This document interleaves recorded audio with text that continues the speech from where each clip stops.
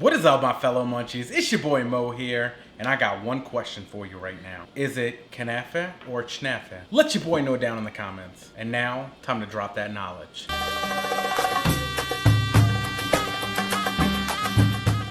Alright guys, obviously I'm Team Kanefah, so there are 3 different versions I'm making today. I'm gonna make like the original version, I'm gonna make like a little Instagram-y cheese pulley version, and then I'm gonna make my version of Kanefah. So the recipe I'm actually gonna put below is going to be for my twist on Kanefah. So in that case, you're gonna need one of these. This is a 17-inch pan, and generally you use at least this to make Kanefah because you don't just make Kanefah for yourself. That's not the right way to do it. You share with all of your friends. But we're doing something a little special for y'all today. So I found these on eBay, little personal Kanefah pans. These, if you know you got that little craving for some, or you just don't want to share. You wanted them meanies out there. Let me know if you're one of those, because you are a monster. Aren't you the one who bought those? Yeah, about that. It was for science. Yes, science! Alright guys, just a little knowledge for y'all. So there are 2 types of Kanefah. There's Kanefah Khishne, which is what we're making today, and there's Kanefah Na'meh, which is a different type of Kanefah, and I'm gonna show y'all what it looks like right here. What you're gonna need today for Kanefah: shredded Fillo Dough, Fresh Mozzarella, Butter. We have this Kanefah coloring.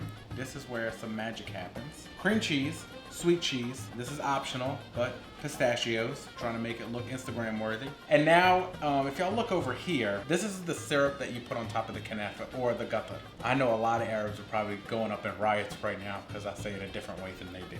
Rose water, lemon, sugar, and water. All right, for the simple syrup, aka Ga-tir, pour you a 1.5 cups of water. Turn your stove to medium heat. You're also gonna pour 2 cups of sugar. All right, you're gonna start to stir this in just so you can get it to start dissolving. And you're gonna wait for this to come to a boil, and then you'll add your lemon. All right, got your lemon juice. Pour it in there, tablespoon. You wanna just stir this occasionally for 7 minutes. Make sure that it doesn't burn during this process. All right, after it's finished boiling, you're gonna take 1 teaspoon of rose water, and you're gonna dunk it in here, and you'll just mix it a little bit. It'll incorporate it, just pretty much immediately. And you're gonna leave this to the side while you make the rest of the Kanefah. Now we're gonna prep all of our cheeses before we begin. Just a little side note, you do want to make sure that you pat each of these cheeses dry. You do not want any extra liquid into it because it'll kind of make the dish mushy. Except, you know, the cream cheese. Rip open, pat dry. Sometimes sweet cheese does come in frozen. You definitely want it to thaw out, which is why you have some of this liquid. Just pat it dry. Time for a shredding time. Just break off a little piece of that sweet cheese bar. Got our sweet cheese, a little piece of that. And now,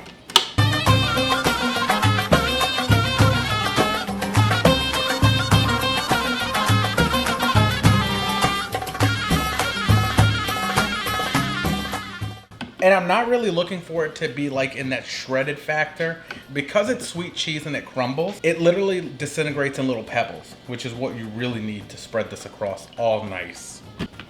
All right guys, this is what you're looking for. You're just looking for these pebbles. Something I'm just really curious about, and I'm just asking for a friend really. So they call this sweet cheese, but this is honestly the most ironic name for it because it is the blandest cheese you'll ever have in your life. All right guys, and just so you can check this off your bucket list, you have now seen a mountain of cheese. Now it's time for the mozzarella. Remember, peel, pat, and shred. That's about all you need to know. Y'all see that? Oh my God. That is true cheese. There's really nothing too special. It's the same step as before. You're gonna take it, put it in the food processor, shred, rinse, and repeat. And this is what you're looking for as well. These pebbles, you know, because it has more moisture, it's gonna be more sticky. But overall, it's really all you're looking for right there. So we're actually about to change the color and the world of the Fillo Dough. What we need first is butter, because that's where the magic happens. So you're gonna take about half a stick of butter and you're gonna melt it down. You're gonna set your pan to medium and you're just gonna stir it occasionally. Do not turn this into brown butter. I'm telling you from my own personal experience, it does not taste good. You know, I'm thinking brown butter makes everything better, but boy, oh boy, was I wrong. You're just gonna let that melt down. All right, while you're getting your butter to melt over here, you're gonna preheat your oven to 400 degrees. Remember, make it shimmy. Shimmy, shimmy, y'all, shimmy, yeah, shimmy, yeah. All right, guys, just FYI, we put half a stick of butter just to start out. But if you do feel like you need more butter to kind of make the shredded phyllo dough come together and change color, you can add more. There's really no exact measurement because it all just depends on how quick you want to make the process happen. For this next step, make sure you are wearing gloves. Unless if you want your hands looking like a Oompa Loompa, you do not want to not wear gloves. Throw that shredded phyllo dough in here. All right, this packet is about 16 ounces of shredded phyllo dough. You're gonna take your butter and you're gonna slowly just put a little bit over it to kind of cover it. You know, we can't let any of that slip away from us though. Time to transform this thing. You're just literally sprinkling on top. And the whole goal is to make this turn completely orange. But in the process, you just want to start pulling apart. And this is where that warm butter helps you tear apart the shredded phyllo dough. All right, you're gonna continuously do this, but you know, y'all sitting at home, just sit back, relax, and enjoy that shred break.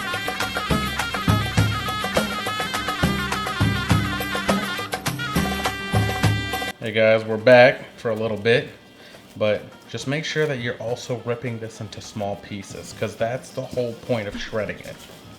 And now, sit back for part 2.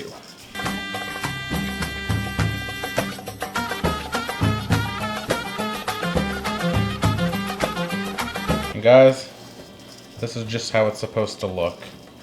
As you see, you can just kind of let it come falling down instead of all being clumped up. This is definitely a nice arm workout if you haven't gotten one in a while.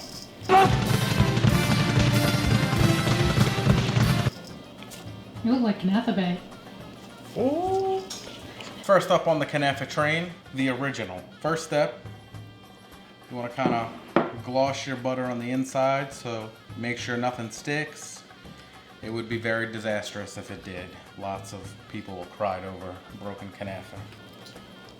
You're gonna take your Kanefah, kind of put it down. Make sure to compact it. You don't want any stragglers going away. And make sure every square inch of this is covered. I know y'all saying it doesn't really look that orange. Just wait till it comes out the oven. Just wait. All right, now that you have it compacted, grab a little bit of our sweet cheese.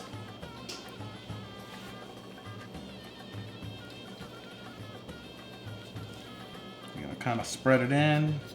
Make sure that it's not completely touching all the edges because it will be harder for you to get it out if it is. You want to press it down a little. Make sure you got cheese on all the parts. You want to kind of pack it down all toward the middle. And if you see any touching the edges, kind of just pull back on it a little bit so you don't have that disaster happening when it comes out of the oven. So now that we got it all tucked away, press it down. This is ready for the oven. All right guys, so this is another variation of the Kanefah, sweet cheese and mozzarella. So for this particular pan, we're gonna do 1/4 of a cup shredded sweet cheese, 1/4 of a cup of that fresh mozzarella goodness. And remember, if you're making this for a lot of people, as long as you have equal parts sweet cheese and fresh mozzarella, you're good to go. All right guys, remember, just give it a good toss. Make sure that it's evenly distributed. Make sure there's no cheese particle left behind. All right, we already buttered our pan. Same step. You're gonna throw the shredded phyllo dough in here. You're gonna press it. Make sure you get it everywhere. Pick up any of your stragglers. Make sure you can't see to the bottom of the pan either. And you don't want to layer this on too thick either. So that's why you just graze the surface, make sure everything is covered. And now the best part, our cheese. Kind of scoop it up. Now that we have it scooped into a little pile, it gives us more control on where we're gonna put it. Smash it down a little. I know it's kind of turning orange. My hands are a little orange, so you do kind of get that sometimes. Remember, this could have been your hands if you didn't wear gloves. And now remember, we're doing that kind of pulling action, making sure it's not touching the edges. but it's covered for the most part. No stragglers. This pan, ready for the oven. Now I'm about to make y'all my version of Kanefah. So this was done through a lot of experimentation, but I'm going to give you the whole recipe because I've never really made it in small quantities. I like to share with friends, unlike some of you monsters out there. Just saying. You know, you're, again, the person who has the small plates. Bro, don't hate on me. I just like to, make all the plates at once and possibly eat them by myself.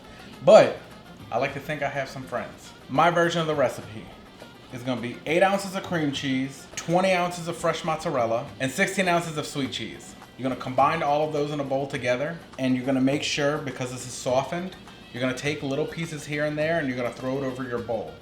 You mix the entirety of the whole thing. It's gonna look kind of like a cream cheese on steroids, I'm not even gonna lie. So we're gonna show like a little miniature version here. I'm just guesstimating on what I'm doing here. So 2 tablespoons of fresh mozzarella, drizzle a little bit of sweet cheese, 1 tablespoon. All right guys, I got me a little teaspoon. This is the lesser part of the 3 cheeses because if you don't want to put too much of this or it takes over the entire dish. And that's not our point. We're just adding a little pizzazz. You're gonna take your little cream cheese, you're gonna break it up into little pieces. You're gonna put it around. So now that we have the little pieces in here, we're gonna start mixing everything. It's gonna become like a cheese dough per se, thanks to the cream cheese. This right here looks similar to how it's gonna look before you throw it in your pan. Remember, same process as before. Butter, shredded phyllo dough. We're pressing it down. Scraggler pickup, fill in your holes, which no one else can fill in these potholes like I am. Tuck in, you got everything out like you need. Take the cheese, and this is how you're gonna do it. Press it in the middle, and then you're just gonna press toward the edges. Slowly, make sure they're all connected. Obviously this is easier in a smaller pan, but if you do have a bigger pan, you can take this piece by piece, kind of like this, and spread it in different sections, and eventually all of it will start to connect. But this is kind of the tedious process with mine, unfortunately, but I promise you'll love the results. Oh no. And this pan is ready for the oven. All right, Kanefahs are ready to go in the oven. We got the sweet cheese, half and half, and we got my version. Good old Mo Munchie goodness. You're gonna throw all these bad boys in the oven for about 10 minutes or until you see the cheese starting to get melty. 1.0 after it's come out of the oven. Just so you can avoid a Kanefah disaster, make sure that you're cutting around the edges to ensure if there's any stuck bits, you can pick it up before you do the flip. All right guys, the scariest part of this whole ordeal, the Canapa Flip. Take your plate, make sure that you have 3, 2, 1. All right, the mystery. Had to go get a little butter knife to assist me, but here's the moment we've all been waiting for. Boy, look at that. Oh my. Got a little bit of that Ga-tir, aka simple syrup, and you're just gonna caress this thing all nice, make sure it's even. If you feel like you gotta get a little more, just get you a little more, cover it. Make sure you give it some loving. So you can do this as preference, it's optional, but there are people that do put pistachios on top of it, just kind of as like a little garnish. Some people like finely crushed pistachios, some people like whole pistachios, it's all up to you. Some people don't want pistachios at all. And this is how you make Kanefah. If you enjoyed this video, make sure you like, comment, and subscribe. It will really help my channel grow. And like I told y'all, my fellow munchies, I'm Team Kanefah, and until next time, munch on. And 16 ounces of sweet cream cheese.